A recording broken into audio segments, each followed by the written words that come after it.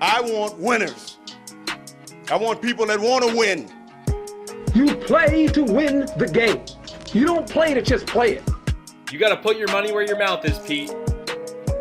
It's not gambling advice.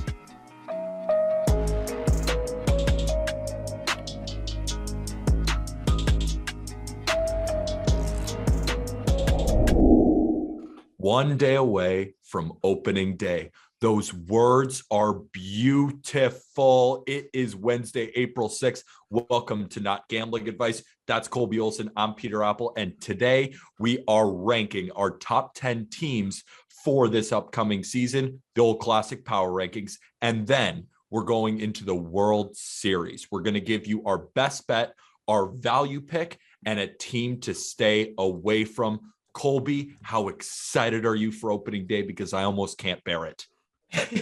I still can't taste it. I can smell it from the kitchen. Yes. It's wafting through the air. And I'm like, oh, that's what that smells like. And then tomorrow we're going to be able to just take a big old first bite of that delicious meal. Wednesday is the bacon smell coming from the kitchen. You hear the snap, crackle, and pop. You know it's being made, but you haven't been able to really bite down on it yet. And then tomorrow, opening day, don't leave the Not Gambling Advice show. We're going to have all of our opening day picks. We're going to do a podcast that will be available in the morning. And then, of course, you can find our daily picks, daily props on justbaseball.com. And with the help of our new sponsor, Chalkboard, we will be putting a lot of our prop stuff, a lot of deep inside baseball knowledge on Chalkboard. So you'll be able to find that link in the episode description. So Colby, let's just start it off right now with our 10th best team. We'll do the power rankings, then we'll go into our World Series best bets. So the 10th ranked team, according to Not Gambling Advice, is the San Francisco Giants. And you might go, wow, that's crazy, because this team won the most games in all of baseball last year. They won 107 games.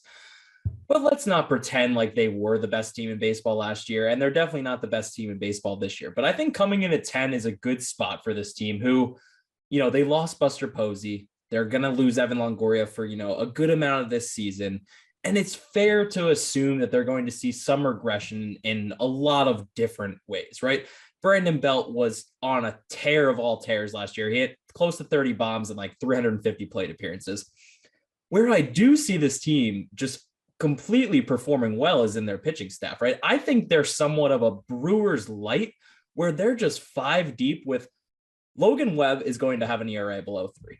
Carlos Rodon, I don't know if he can stay healthy for the full season, but I don't think it's going to matter. And when he is on the mound, he's another guy that's going to be an ERA close to 3.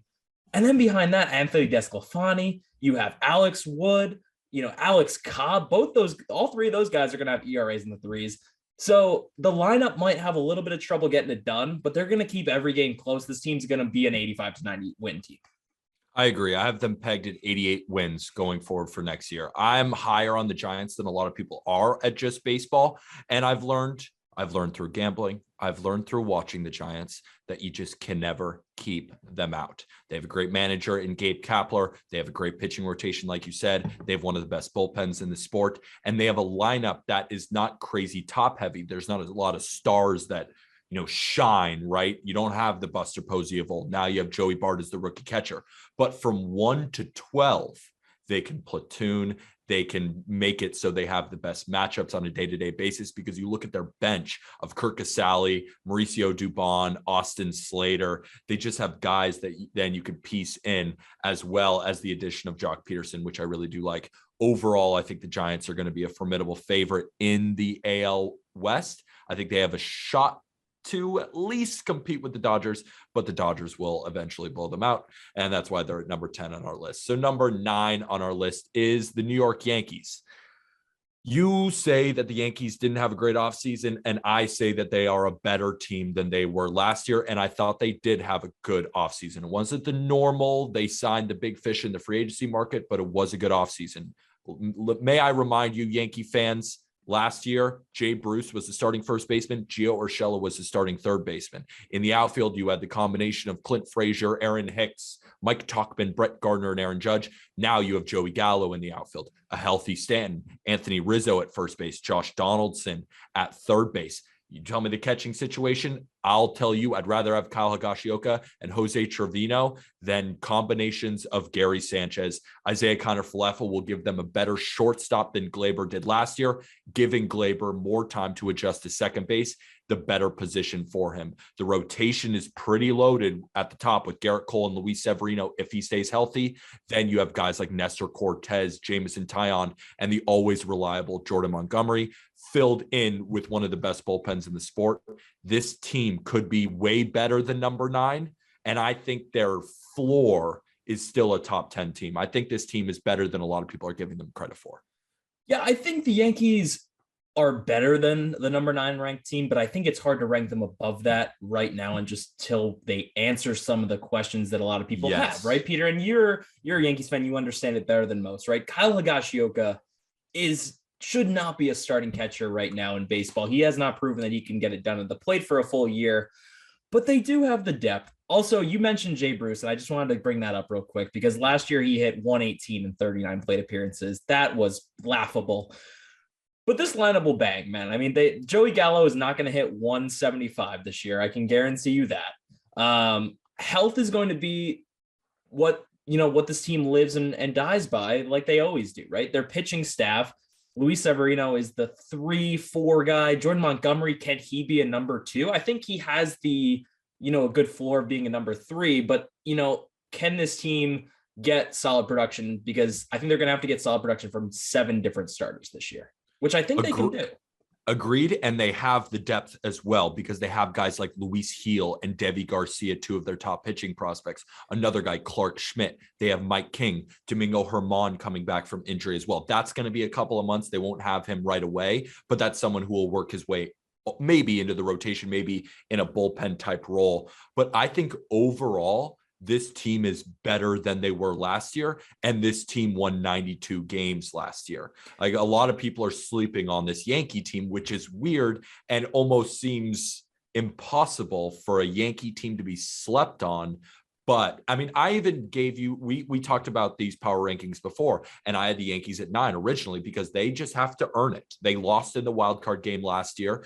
This is not a team that I think, has owned a top 5 spot after this offseason. They have to prove they can be top 5, but I do believe that they could be top 5. And I think that they just kind of left a bad taste in people's mouths last season because this team last season was a team that was expected to win 100+ games last season. They didn't. I think the strength of this team is actually in their bullpen too. Chapman's going to have a bounce back. Loizica, Green, Clay Holmes. Miguel Castro is actually a really good pickup. A lot of metrics love his pitch movements. I think he's going to be a valuable piece. Even Wandy Peralta was solid last year. So I like this bullpen. I think they're a very solid team. That gets us into number 8, another hyped up team this year, the New York Mets over there at Citi Field. Now this might be another one where you're like, this team has all the hype in the world. How are they not top 5?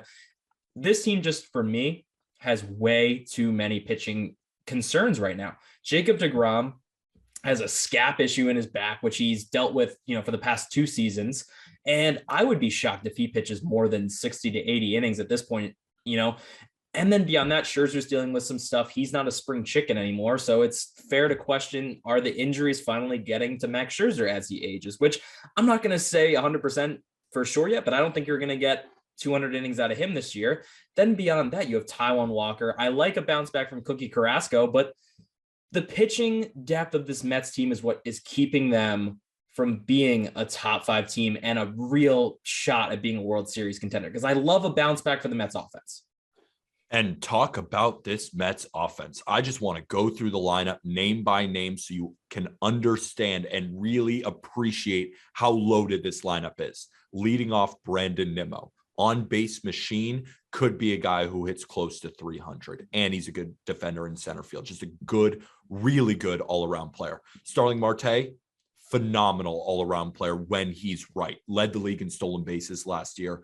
Really good number 2 guy in the order. He might even hit 1. Those guys could be interchangeable. Francisco Lindor, when he's right, he's one of the top 5 shortstops in the league, bar none. Pete Alonso could hit 50 home runs this year.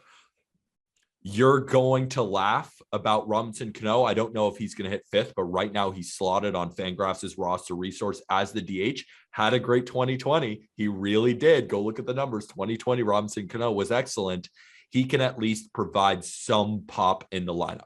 Then you have Eduardo Escobar, a guy who almost hit 30 home runs last year for the Brewers. You have Jeff McNeil, a perennial 300 hitter before a down year last year. Mark Canha, on-base machine, and then James McCann rounding out the order that's loaded. You also have Thomas Nido. You have J.D. Davis, who isn't the defender, but can play a great bang-up DH. He might be the DH option, or Dominic Smith, who can also hit a reverse splits guy, weirdly, better against lefties. So I'm interested to see how that platoon works. JD Davis, of course, is better against lefties.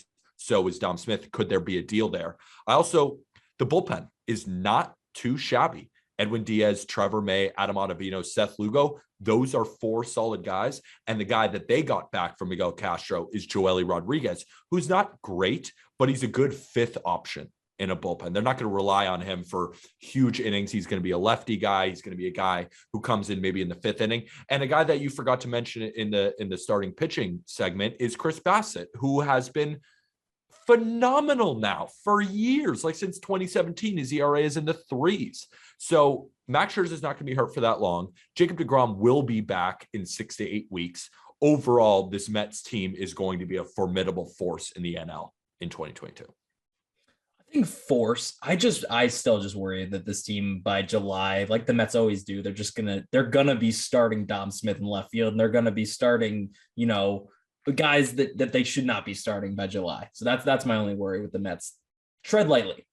It could be happening, but I think this is the best Mets roster they've had since 2015, and I think you could argue it's just as top end loaded as that team that went to the World Series to face the Royals. So that'll bring us into our 7th ranked team, and that's the Milwaukee Brewers. When you think Milwaukee Brewers, you think pitching, and for good reason. Corbin Burns at the top, the 2021 Cy Young. Brandon Woodruff, a top 10 pitcher. Freddie Peralta, a top 15 pitcher. Then you have Eric Lauer and Adrian Hauser, and then an emerging rookie in Aaron Ashby, who you should have on your fantasy team. He's going to dice up people this year. Then in the bullpen, you have the greatest reliever in baseball right now in Josh Hader. You have arguably a top 5 reliever in Devin Williams at the back end too. Their pitching from top to bottom is some of the most elite that we have in our sport. And then the offense is pretty good. It's not great. It's not bad. Pretty good is the designation I would give. I like the addition of Hunter Renfroe. Christian Yelich, we're expecting a bounce back from him. Keston Hiura, I'm expecting a bounce back, not crazy levels, but to just be better than he was last year. Getting rid of Jackie Bradley Jr.'s bat certainly helps. Adding Andrew McCutchen to that locker room certainly helps. There's a lot of things that they did on offense that I like, but then there's some stuff I don't like. I don't like that they lost Avisail Garcia. I don't like that they lost Eduardo Escobar.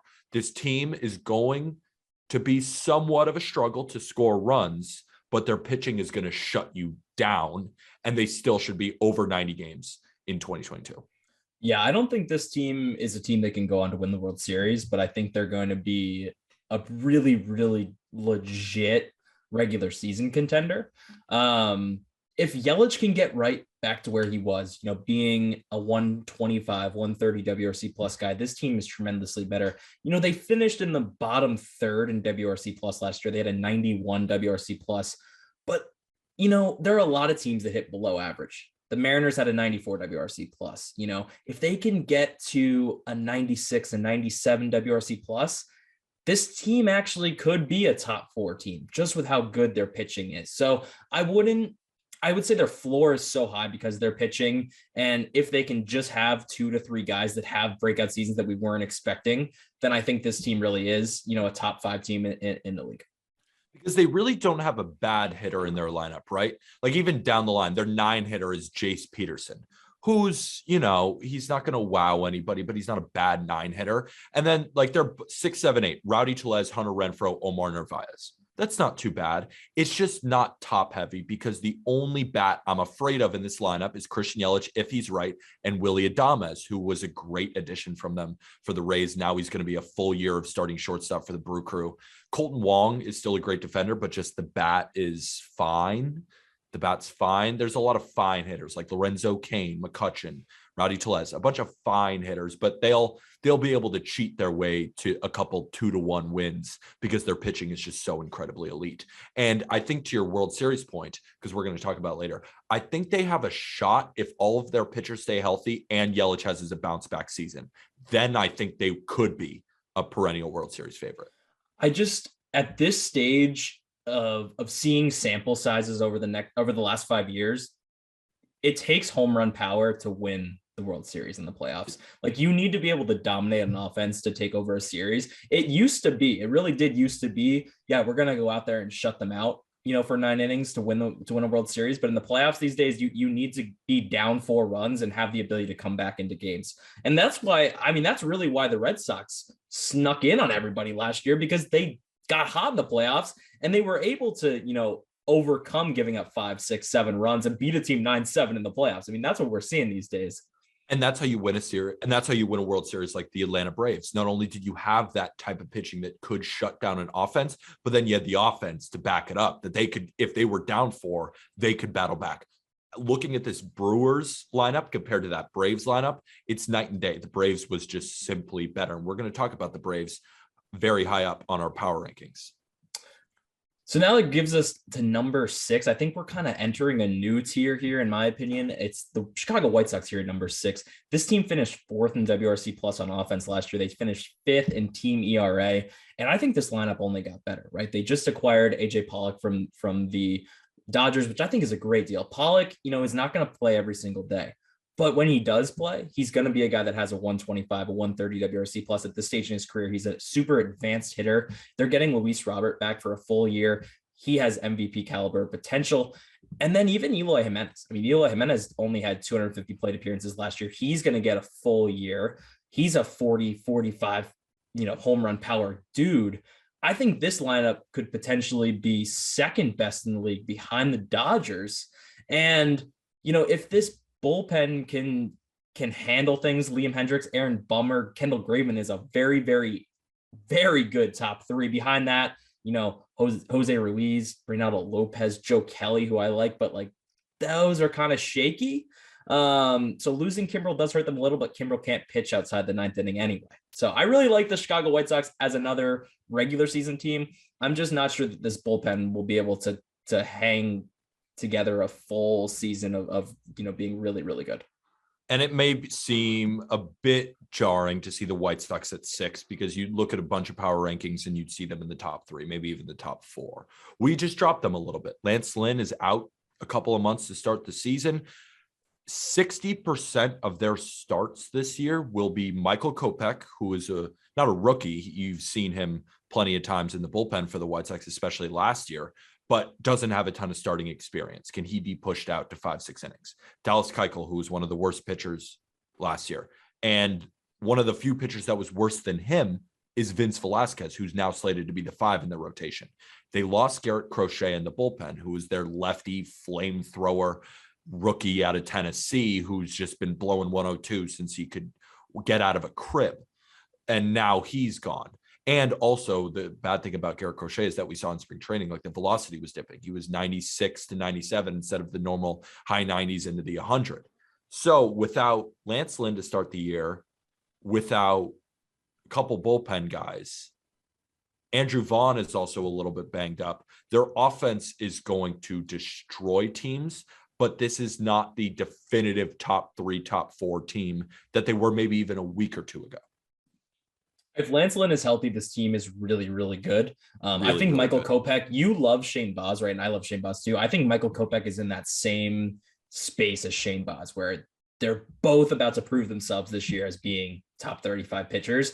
Michael Kopech has been around forever, so he might not be on your radar as, being that top prospect, but trust me, he is.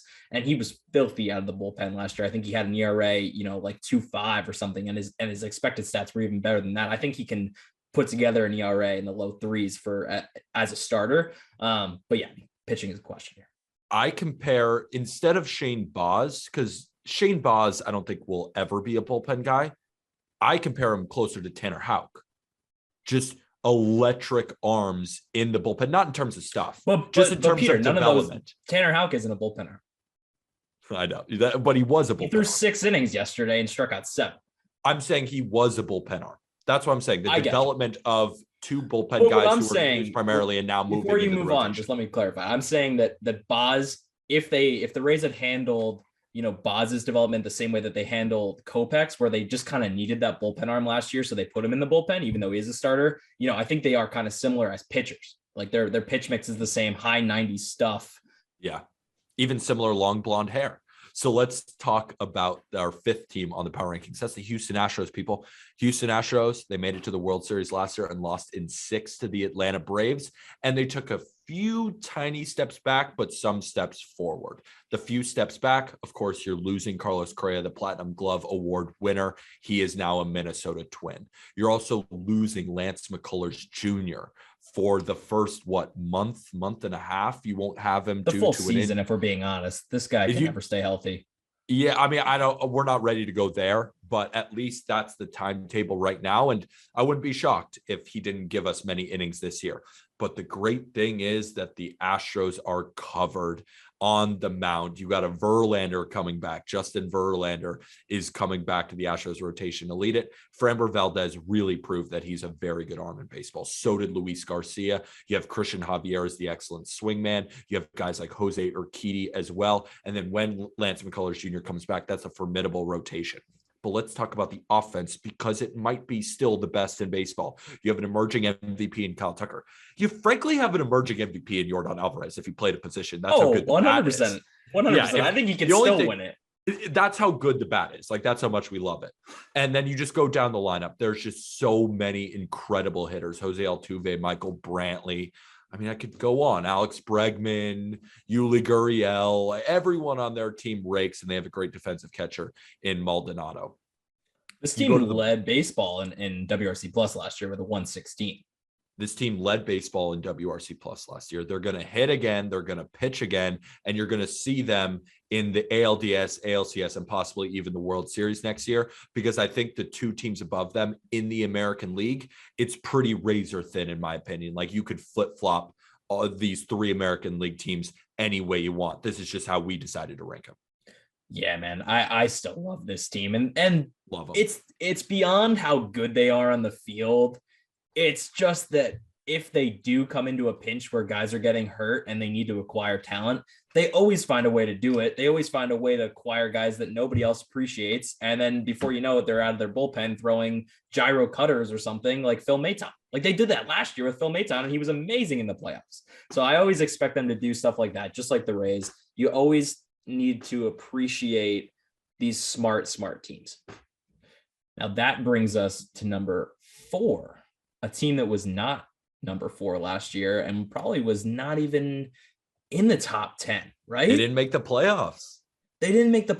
And look at us, number 4, the Toronto Blue Jays, who, everybody's kind of been hyping up this offseason for them, but they kind of lost people, right, Peter?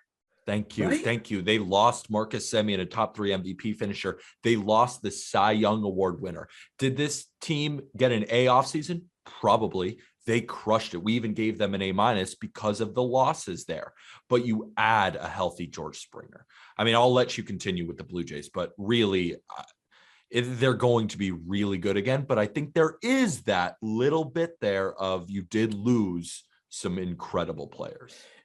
They are very much warranted to being the number 4 team, and I'll get into why in a second. But I do always feel like there is that one team every year that everybody hypes up and everybody puts on a pedestal and goes, this is the year for this team, right? And I think we might be doing a little bit of that with the Blue Jays. I still feel comfortable with them at 4 because they did acquire Matt Chapman, who is, for all intents and purposes, the third best or top 3 defensive third baseman. But his bat, you think he's number 1? I think he's number 1 for sure. Okay. Yeah. I think you could make Arenado, the case that Arenado, Cabrine Hayes. You could literally put all 3 of them into a hat and pick one and argue for one, and I'd be like, yeah, sure. Yeah, exactly. But Matt Chapman's bat was bad last year. He hit close to 200. The power wasn't there as much as it was in previous years, but he's looked super healthy this spring, Peter. Super, super healthy. I think that hip is healthy. We talked about it on earlier episodes in our third base rankings, how this is the year of the hip resurgency. I think we're seeing that with Matt Chapman. I love Lourdes Gurriel Jr. I think this guy is a star in the making that you don't know about yet. He can really, really hit. George Springer, like you said, MVP potential. Teoscar Hernandez is like an Eloy Jimenez, where he doesn't play the best defense out there, but he hits tanks. The most underrated player in baseball today is Teoscar Hernandez. He's JD Martinez-esque, who can play the field and steals you 10 bases. Like, he's a 300 hitter who hits 30 bombs and hits a bunch of doubles and drives in a bunch of runs. And the expected stats always love him too. Like, he's just a phenomenal player. I think this team gets a lot of flack for their starting rotation, but I actually do like the rotation they put together. Oh, who's giving them flack for their starting rotation? I've heard people say that it's not as deep as it could be, but I think they're 6-7 deep. I actually like Ross Stripling as a guy that can fill holes when need be. Nate Pearson's a guy that can do that too. He'll give you 4 solid innings there. Alek Manoah, as we talked about, sophomore slump maybe, but I think he's super, super good. Kikuchi is the guy that I wanted to touch on, because Kikuchi at the beginning of last year came out firing, had a really good first half. His velocity was up. Second half, his velocity dipped, and he was getting shelled. I wonder if this offseason he's trained so that he knows that he will not dip at the end of this season. He can pitch a full 200 and feel confident in that, or the Blue Jays know and they'll manage his innings well. Because I think Kikuchi, when he's throwing 95, 96 like he has this spring, has the potential of a 3-starter in a rotation. It's interesting because I've been a little bit more down on Kikuchi than I think you have. Jack was even telling me on the Just Baseball show how he believes in Kikuchi. He believes that if this velocity is real, that he could be a legit starter. And I'm more coming around to it, because I went back even last night. Well, now 2 nights ago, because this podcast is releasing tomorrow. We're recording on Tuesday, by the way. That when I was watching him on video, I was like, okay, like if that's Kikuchi all year. It's a bit Rodon-esque, right? How Rodon at the end of seasons tends to Rodon's dip a bit velocity. more electric. He's a bit more electric, though. Yes. Esque. Yes, agreed. I think the only holes you can poke in the Blue Jays, because the offense is elite and the pitching is very, very good, is the bullpen. Jordan Romano, no question marks there. He freaking pitches like a beast. He's going to close games for them. Yimi Garcia, 4.21 ERA last year. He's just not. He's fine. Tim Meza, decent. Adam Simber, decent. Trevor Richards, decent. Julian Merriweather, when he's on, can be phenomenal. Then they have guys like Trent Thornton and David Phelps. The bullpen is the weakness, but it's not a weakness, if that makes sense. It's the weakness for the Blue Jays, but if you look at the rest of the league, it's a middle of the pack bullpen, in my opinion. Yeah, I mean, so many teams are just struggling to find bullpen help. This is a team that will be buying a reliever at the deadline, no doubt. Exactly. And the Blue Jays are going to be phenomenal this year, but the only team in the American League that's better is the Tampa Bay Rays. They have an 89.5 win projection. Fangraphs, Zips, Pacoda, you name it, they're all down in them. 86 wins maybe. No. This team won 100 games last year. I know they lost Tyler Glasnow, but it doesn't even matter with this team, people. They have a litany of young, great starting pitchers to start the year. Plus, you go to the farm system, they win every championship. AAA, they win. AA, they win. High A, they win. Single A, they win. Rookie ball, they win. I think they won 4 out of the 5. T-ball, they're winning. T-ball, they win. Their kids are already winning in the womb. That's what this team can do. So you see at the top of the rotation, you're like, oh, there's not a lot of the best guys, but then they have more guys in the pipeline ready to strike. You look at the bullpen, don't have to talk about it because it's freaking elite and it's always elite. Then you go to the lineup. You have a full year of Wander Franco, who will establish himself as, I believe, a top 5 shortstop in the game. You go from 1 to 9. There's no rest. There's not a lot of guys who jump out at you and you're like, whoa, I'm afraid of this guy. But there is no day off in the lineup either. Even like a Kevin Kiermaier hitting 9th, he finds ways to get on base. He finds ways to cause havoc on the base pass. There is no rest when you face the Rays. Combine that with the top 5 manager, maybe the second best manager in the entire American League next to Alex Cora, and you have one of the best GMs as well, who's wheeling and dealing. He offered Wander Franco the extension. Wander Franco, of course, signed. So you know that they have money because they were even in on Correa. They were in on Freddie Freeman. So now that they have the money to spend, during the trade deadline, this team is scary, people. They got better last night. They traded Austin Meadows, and you might say, what the heck? Like, Austin Meadows is a very, very good baseball player. And they didn't get much for him. But Isaac Paredes can be a good bench bat, which I think actually helps them. But they got better, man. Josh Lowe needs to be playing in the big leagues. This is a guy that hit 291 with 22 bombs and 26 stolen bases in AAA last year. And he's going to come up and do the same thing at the big league level. Arm said it that he likes him now to win the Rookie of the Year, which, like, I don't see why not. I don't see why Josh Lowe, if he's playing almost every day, can't be right in that mix to win the Rookie of the Year, because he's going to be impact on defense. He's going to be impact at the plate. This team just got better by trading Austin Meadows. It's crazy. It is absolutely crazy. And you're not crazy for saying that either. And that's what I'm talking about with the Rays. They just traded their 4-hitter in the lineup or their 5-hitter in the lineup, and they are now a better team. That's what the Rays do. If they trade a big league guy, it's because they have a top 50 prospect just waiting. Like, even their middle infield depth. They have Water Franco. They also have Taylor Walls, who plays Gold Glove level defense. They have Vidal Brujan coming up, who over a full season could lead the league in steals. And they also, at catcher, they have Mike Zunino, who hits a bunch of bombs. But they have, I think, a future top 10 catcher in Francisco Mejia. That's how good he is. Another guy who's 26 years old and has always been a prospect. And they have Corey Kluber. They have Ryan Yarborough, if any of their guys were to go down. And their bullpen is just so incredibly phenomenal. And they're going to get back Nick Anderson. And I don't know if Pete Fairbanks, if he's going to be a big force in their bullpen this year. He has a strained lat right now, but I think he will be. I'm not exactly sure on that one. So, I'm really not that sure. I don't know how strained lats work with pitchers, but I know that Pete Fairbanks is one of my least favorite pitchers in baseball as a Yankee fan, because he comes in and shoves it up our asses every day. So strained lat is close to, like, what DeGrom's dealing with is a little higher up. Yeah, the scapula. And then lat is right. No, here. I know where the it's a brutal injury for pitchers, though, because that thing will just be inflamed all year for him, even if he can pitch through it. I've never dealt with a strained lat. Like, even when we play baseball, never had that before. So never understood how much it could take you out of a ball game. So that moves us into number 2. And Peter, I want to start this off by saying this is the world champs, the reigning world champs. They're going to be wearing gold letters on their jerseys on opening day. Do you want to know where MLB.com, MLB Twitter put the Atlanta Braves on their power rankings list? Just guess. I don't know if you saw it. Just guess. I didn't see it. I'm going to say they put them 6.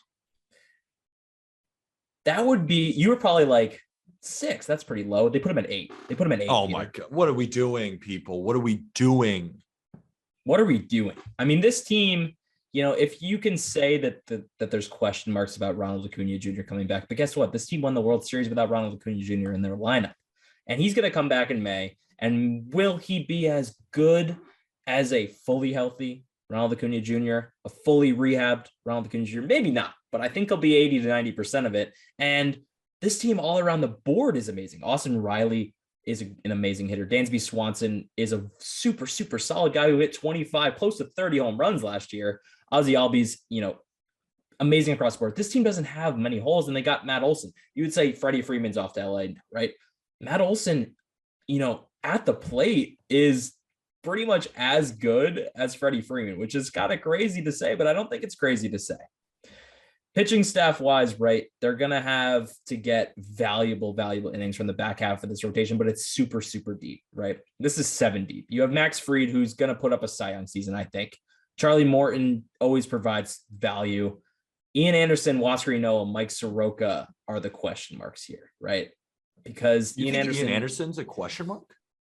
I think he's a question mark in that can he show that he is that fringe number 2, high end 3, or is he just kind of a high floor number 3, number 4 guy in this rotation? Because I don't know if I'm sold on him being that high end, like low end number 2 yet. I'm pretty sold on him being the high end number 2, or not high end number 2, but a really, really good pitcher and a high-end 3 and a low-end 2 for sure. We saw what he did in the playoffs. We saw how he's performed in the regular season so far. I think another year of development. Also, he's around all of these really smart guys, and Morton and Fried as well. And you talked about Huascarino. They also have Tucker Davidson, who's a really good lefty. I want to talk about the night shift because it has turned to the nightmare. And I don't mean to be cliche, but it really is a nightmare. Kenley Jansen was phenomenal last year. Will Smith was already a great closer last year. So they have 2 lockdown closers. You have Colin McHugh, who had an ERA under 2 last year, closer to 1. Tyler Matzik was not only great in the playoffs, he was great in the regular season. AJ Minter is another great lefty. They even have guys like Darren O'Day, like who are just always just solid arms. And they have a very interesting arm in Spencer Strider as well at the back end of their rotation. Luke Jackson going down with, Tommy John, right? I think Luke Jackson tore his UCL. I know he's out for the season. I just wasn't sure exactly if it was a forearm thing, if it was an elbow thing, but he'll be out for the season. But then you have a guy like Kirby Yates coming back, who in 2019 was absolutely unhittable. The bullpen is the best in baseball, in my opinion.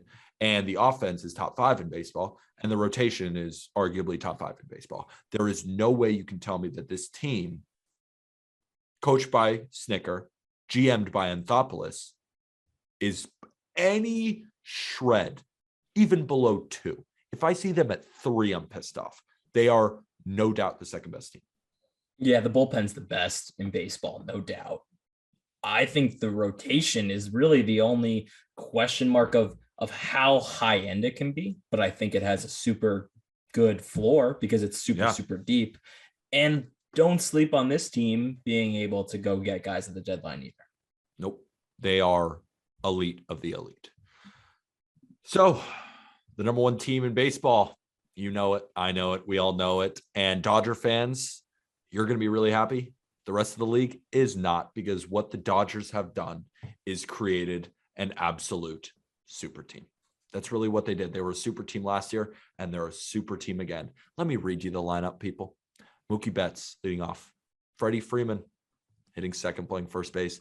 Trey Turner hitting third. Max Muncy hitting fourth, Justin Turner hitting fifth, Will Smith hitting sixth, Chris Taylor hitting seventh, Cody Bellinger hitting eighth, and Gavin Lux hitting ninth. Currently, you have an MVP hitting eighth. You have one of the best Swiss Army knives in baseball hitting seventh. You have the best catcher in baseball in Will Smith hitting sixth. You have a top 10 third baseman in Justin Turner. You have a top 3 second baseman in Max Muncy. You have the best first baseman in baseball, in my opinion, in Freddie Freeman. You could call him top 3. I don't care. He's elite still. And you have one of the best right fielders in baseball, one of the top 10 overall players in baseball in Mookie Betts. This lineup, when you compare it to the 1927 Yankees, there's not a lot of difference. They're actually projected the same WRC plus as each other. You move on to the rotation and you have 2 top 10 pitchers. Walker Buehler arguably is a top 5 pitcher. And then you have Julio Urias. So then you have Clayton Kershaw, who has looked great this spring and is one of the greatest regular season pitchers of all time. They should manage his innings well. That's all I'll say. They're going to manage his innings well.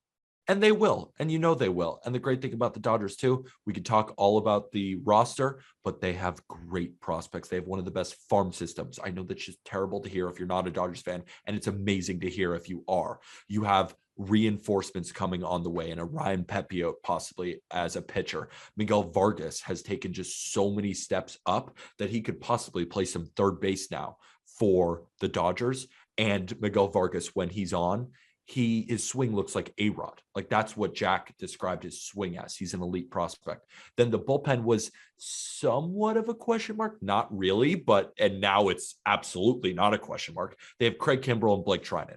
It's hard to find a better back end than those 2 guys. Then they add a quality veteran reliever in Daniel Hudson, who's been a part of a World Series run. You have Alex Vesey, who's a great lefty, and you have a Brewstar Gratterall, who has no effort, 102 turbo sinkers.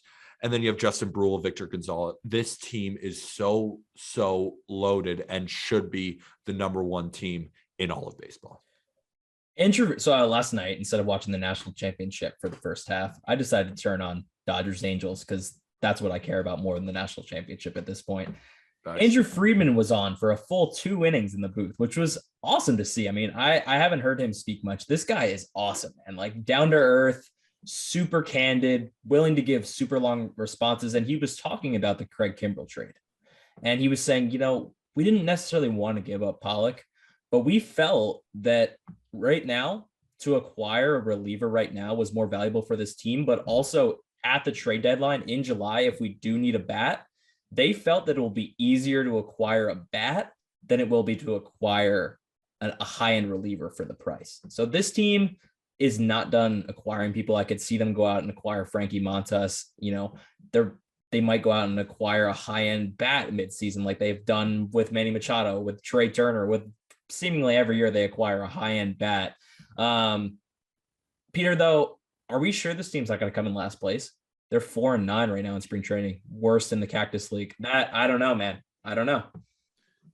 It's hard to go against that logic. Spring training records are a great predictor of success. Who do you know who's number one right now in spring training? The Angels and then the Cubs. And then in the AL, it's St. Louis. Well, AL, St. Louis. Grapefruit. Sorry. Oh yeah, grapefruit. Yeah, they're all mixed in. So I think this is a great segue. We were just talking about the Los Angeles Dodgers. Let's talk World Series favorites. We're going to give you our best pick, our value pick. And just to be clear, at least for me, Colby, I don't know how you bet, but this is how I'm betting them. I put 0.5 units on my favorite. I put 0.1 unit on my value pick. And then we're both going to give you a team to stay away from. And before we even started this podcast, we started pre-record. And I said, hey, what are your best bets and value bets? So we can just compare. So we're not blindsided on the episode. And what did we both say, Colby? Our favorite is the Los Angeles Dodgers at plus 500. And so there's a lot of lines that you could find these World Series favorites at. The best line currently is on BetMGM and PointsBet. You'll find 475 on DraftKings, plus 480 on FanDuel. So this plus 500 line is currently available on BetMGM and PointsBet. And this value is still great enough for me to bet it. You even asked, Dave Roberts was on an interview. I think it was on MLB Network. I'm not exactly sure where the interview was, but I know what he said, that he said if they stay healthy, they should win the World Series championship and that they're preparing for that type of season. The playoffs are random. It's tough to gauge, but there is no question here that the Dodgers have been the best team over the last 5 years. They are the clear favorites right now to win it. I love the Braves, again, to repeat. I don't think that's a bad bet at all. But then again, repeat champions, there's just not a lot of precedent there. Stuff happens. It's really hard to win 1-2 in a row. Still love the Braves, still think they're the second best team, but the Dodgers are the team to win the World Series this year. They just are simply the best team in baseball. The thing about the Dodgers, man, is they could have 3-4 guys slumping and it won't matter because there'll be another 5 guys that are hitting the shit out of them. They won 106 games with the 2018 MVP and Cody Bellinger. 2019 MVP, yeah. 2019 MVP hit 165. And they still won 106 games. That's the team that we're dealing with. And we're also dealing with the team that this roster, no way this is the roster come October. They added Trey Turner and Max Scherzer at the deadline. They will do anything to win. They have the money. They have the prospects. They have the talent on the field. They have the manager. They have everything. Plus 500 is my only safe bet here. Yeah, I think just from a betting value perspective, plus 500, the Yankees for context are plus 900. The Blue Jays are plus 850. I think the Dodgers have twice as good of a shot to win the World Series as the Blue Jays and the Yankees. Super comfortable taking him at plus 500. That gets us into our value pick. And at this point, we just gushed about them for another 5 minutes, literally 10 minutes ago. So I'm not going to go too far into it, but they're our number 3 team in baseball. And they're, what is it, Peter? Number 9 odds to win it all. It's the Rays at plus 1,700.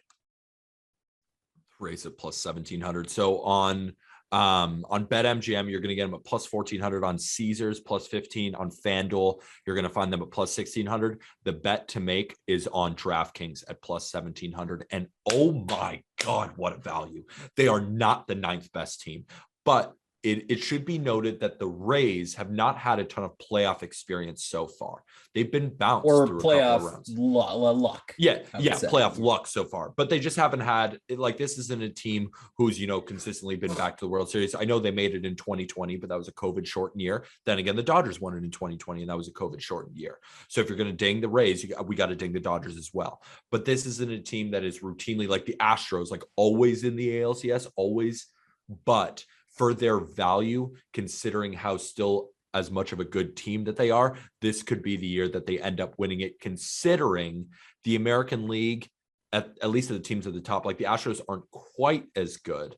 The Blue Jays are better, but I don't think they've still overtaken the Rays. The White Sox, I feel, are not as great as a lot of people say, and the Yankees and Red Sox are going to be dueling it out. So the Rays, to me, especially at the 9th best odds plus 1,700, that's my best value play, and that's yours as well.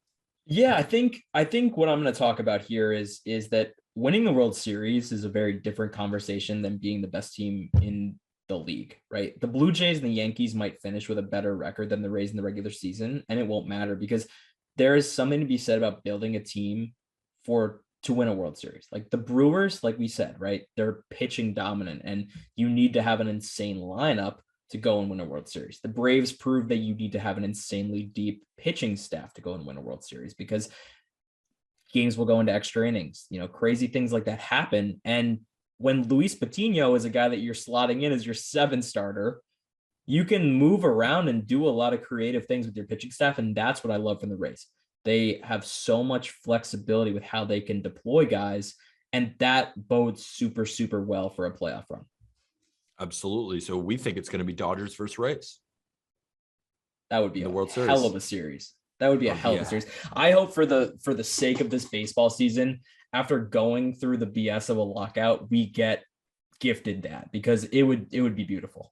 Dodgers Astros would be pretty sick too. I mean, Dodgers, any combination of Braves and Dodgers, and then you combine them with the 4 teams in the AL East and the White Sox and the Astros, even the Angels, like to me, there are so many combinations that I would be incredibly excited for. So many combinations.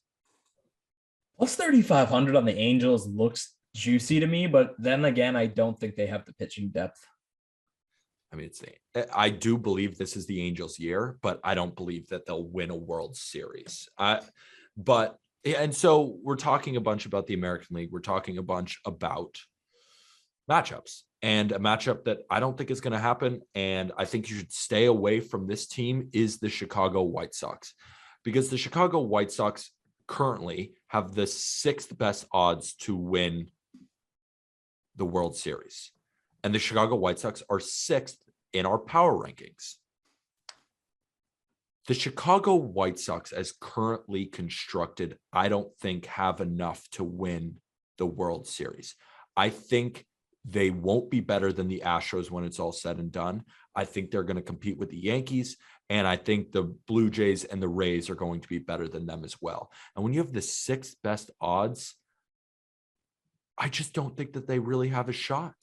I think the bullpen is not as good as advertised now that Kimbrel's gone and Crochet's gone. I think the rotation is going to struggle a little bit. And I love the offense. The offense has no holes in it. But I just think that there are more areas to poke in the White Sox than there are a couple of other teams. And when the odds are that high, I think the White Sox are my stay away. My stay away is another team at a plus 1,100. It's the New York Mets. For my money, I'd much rather take the Houston Astros, who have, to me, an easier road to get to the World Series. They don't have to go through the Dodgers. And I think they're an overall deeper team. I really just worry about this Mets team come playoff time. I don't think they're going to, Jacob deGrom, is he going to be healthy in the playoffs? Is Max Scherzer going to be able to withstand another deep playoff run that he just withstood? But at the end of that, he was starting to wear down a little bit. So the lineup, I'm sold on the lineup for the Mets. I just don't know if this rotation could keep it together for a full season. I'm not saying the Mets can't win the World Series, but I'm saying at this current value at plus 1,100, I like, the Astros or the Braves over them to win the World Series. And the great thing is we're going to see it all unfold on April 7th. Opening day is just a day away. Get your Not Gambling Advice merch in the episode link description. For all the people on YouTube, I'm rocking my Not Gambling Advice shirt. If you're watching on YouTube, give us a like, give us a comment, Subscribe if you're new as well. And if you're listening on audio on Spotify or Apple Podcasts, if you could leave us a 5-star review, we would genuinely appreciate it. Let us know what you're liking about the show. And I'm just so excited to see these bets unfold, Colby. And on opening day, we will have all of our bets, a podcast recorded for you, posted at midnight. So you got it if you're going in early to work. You have the bets before the day. You'll find those bets on justbaseball.com, and you'll find those more prop bets in our chalkboard, which, again, you can find in the episode link description. Of course, on TikTok, you're going to see me making a fool of myself, making 3 bets a day, doing the video. Colby, anything else before we go? Let's not forget that Peter has a Dodgers bet out there. He's going to bleach his hair if they lose less than 98 games. I'm bleaching this, people. In a leather jacket, man. I'm ready for the one I'm most excited for, leather jacket day, which I hope is opening day. That would be awesome. Oh, 2, opening day is going to be I'm excited for that to be back. Coffee Monday. Well, it's going to be coffee and leather jacket opening day. It's going to be it's going to be the whole mix because we got to start on the right foot. Beautiful. Excited to see it, brother. And with that, thank you, everybody.